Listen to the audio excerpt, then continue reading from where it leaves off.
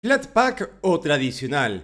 Este es un debate que cada vez se da más entre los usuarios de Linux y en este momento ya hay un claro ganador y este ganador es Flatpak. Sé que esta respuesta va a desagradar a mucha gente, ya que el formato de paquetes universales, que tiene el foco puesto en el sandboxing o el aislamiento, tiene una serie de desventajas objetivas frente a la llamada paquetería tradicional, sobre todo en lo que respecta al uso de la RAM y al espacio ocupado en disco. En lo que respecta a la RAM, Flatpak ocupa muchísimo más que las aplicaciones en formato tradicional, y esto no se debe a las aplicaciones per se, ya que las aplicaciones en formato Flatpak tienden a consumir más o menos, posiblemente un poquito más de RAM, pero más o menos consumen lo mismo que las que están compiladas o empaquetadas en formato tradicional. El centro del tema de la RAM está en los runtimes que utilizan las aplicaciones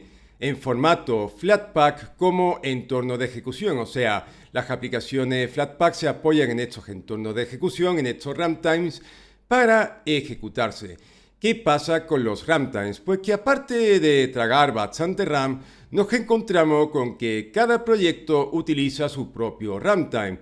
O sea, las aplicaciones de KDE se apoyan en el runtime de KDE. Las aplicaciones de Gnome se apoyan en el runtime de Gnome y componentes de diversa índole, sobre todo de multimedia, en muchas ocasiones se apoyan en el runtime de FreeDesktop. Esto quiere decir que dependiendo de las aplicaciones que tenga en ejecución, puedes tener diversos runtimes en ejecución. Y la cosa se vuelve todavía más retorcida si añadimos distintos repositorios de Flatpak. Porque si tú tienes, por ejemplo, ColorPaint obtenido del repositorio Flatpak de Fedora y Kdenlive obtenido de FlatHub, pues te encuentras que cada aplicación en este sentido se apoya en un runtime distinto, ya que ColorPaint se apoya en el runtime de Fedora proporcionado por Fedora a través de su repositorio de Flatpak, mientras que Kdenlive se apoya en el runtime de KDE, en el runtime oficial de KDE, proporcionado a través de FlatHub. Las circunstancias que acabo de describir derivan en dos cosas. La primera es que el hecho de tener diversos runtimes en ejecución al mismo tiempo termina siendo que Flatpak se convierta en un auténtico tragador de RAM, como si fuera Chromium en sus peores versiones en este sentido. Pero por otro lado, acarrea una gran cantidad de duplicación de biblioteca que no está presente en la paquetería en formato tradicional, o sea, dev, RPM, tarxz de Arch Linux, en fin, creo que se entiende a qué me estoy refiriendo. Sobre el espacio ocupado en disco, es obvio que Flatpak aquí es muchísimo menos eficiente que la paquetería tradicional, pero también tengo que decir a favor de Flatpak que esto ha sido exagerado hasta el extremo, porque yo tengo literalmente decenas de aplicaciones en formato Flatpak instaladas y estas en total no llegan a los 20 GB. Es cierto que si todo estuviese en formato tradicional con toda la biblioteca compartiéndose entre sí, muy probablemente la cantidad de espacio ocupada por las mismas aplicaciones se reduciría a menos de 10 GB. Pero tengo que decir que, bueno, utilizando Flatpak de manera intensiva, la verdad es que este formato de paquete nunca me ha resultado un problema a nivel de espacio.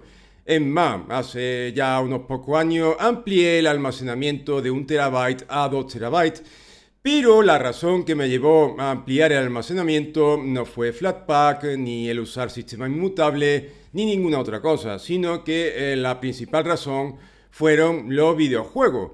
Porque sí, todas mis aplicaciones Flatpak ocupan menos de 20 GB, pero es que los videojuegos, sobre todo lo que respecta a los AAA, ya no es extraño que se queden cerca o que incluso superen los 100 GB de espacio ocupado en disco. Y yo tengo la mala costumbre de pasarme dos videojuegos al mismo tiempo, obviamente alternándolo, no es que los ejecute al mismo tiempo. Pero como tengo esa mala costumbre, pues como tenga la desgracia de intentar pasarme 2 videojuegos AAA de última generación al mismo tiempo, cosa que es poco probable porque los videojuegos modernos no me interesan demasiado, pero es un escenario que puede ocurrir. Pues básicamente me encuentro que con 1 TB iba a estar muy justo.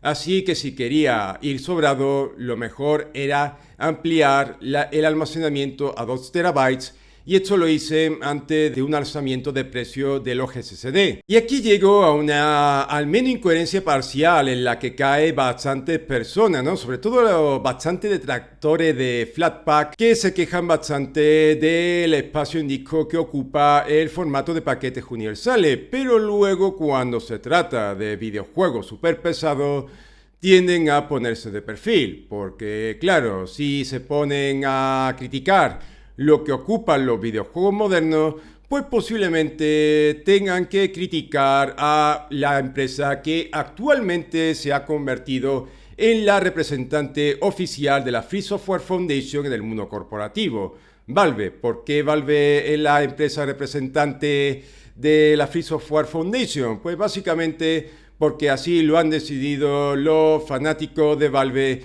que defienden algo indefendible como la Steam Machine 2.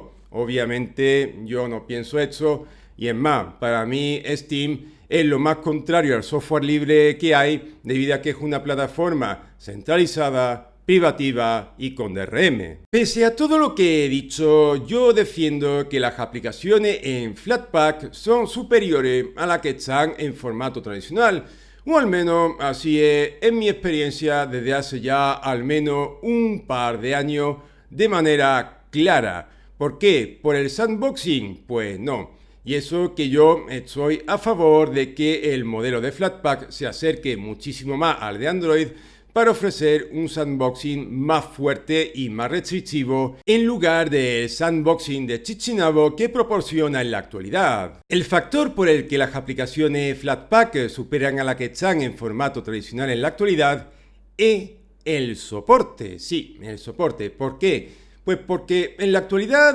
muchísimas aplicaciones alojadas en FlatHub están verificadas y están mantenidas por los desarrolladores originales de la aplicación. El hecho de que sean los desarrolladores originales de la aplicación los que estén detrás facilita y agiliza muchísimo la resolución de errores. Y es que, por ejemplo, si tú tienes un bug o un fallo en el Kdenlive en formato Flatpak alojado en FlatHub, tú se lo puedes reportar a KDE, o sea, los responsables propios de Kdenlive. Pero, ¿qué pasa si tú empleas el reempaquetado en formato dev que es proporcionado a través de los repositorios de Debian? Pues si este reempaquetado te falla, tú se lo tienes que reportar a Debian y luego rezar para que alguien dentro de la comunidad de Debian tenga los conocimientos suficientes para resolver dicho error. ¿Qué suele ocurrir en este caso? Pues que el error se mantiene prácticamente en todo el ciclo de vida de Debian, a menos que su versión sea actualizada, o sea que actualicen Kdenlive a una versión superior o que migres a una versión posterior de Debian que obviamente te proporcionará una versión de Kdenlive más moderna. Esto lo estoy viendo principalmente a través de GIMP, cuya versión Flatpak alojada en FlatHub, que está verificada, se actualiza prácticamente de manera constante, o sea, GIMP en formato Flatpak, o sea, al menos la versión proporcionada por FlatHub, se actualiza prácticamente por cada parche, o sea, parche fusionado, actualización que llega al usuario. Y además, si hay algún error o alguna regresión, se lo puede reportar a los propios responsables de GIMP, lo cual garantiza una buena respuesta ante el reporte. En resumida cuenta, Flatpak ha derrotado a la paquetería tradicional no porque Flatpak sea necesariamente tecnológicamente superior, sino porque ha proporcionado un marco muchísimo mejor para ofrecer un mejor soporte a través de las aplicaciones.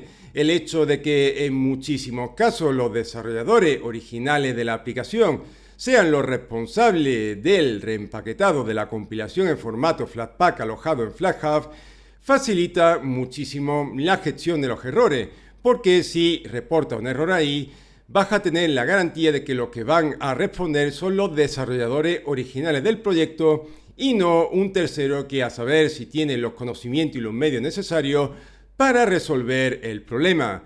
Esta es, digamos, la respuesta más básica o la razón más básica de por qué las aplicaciones en formato Flatpak cada vez tienen más aceptación entre los usuarios, dejando de lado el sandboxing. Y es lo que acabo de decir, o sea, el soporte, el hecho de que los responsables originales sean los que estén detrás de ese reempaquetado en formato Flatpak, al final termina haciendo que la experiencia proporcionada por la aplicación sea superior a pesar de los inconvenientes que arrastra Flatpak. En fin, esto es todo y nos vemos en el próximo vídeo. ¡Hasta luego!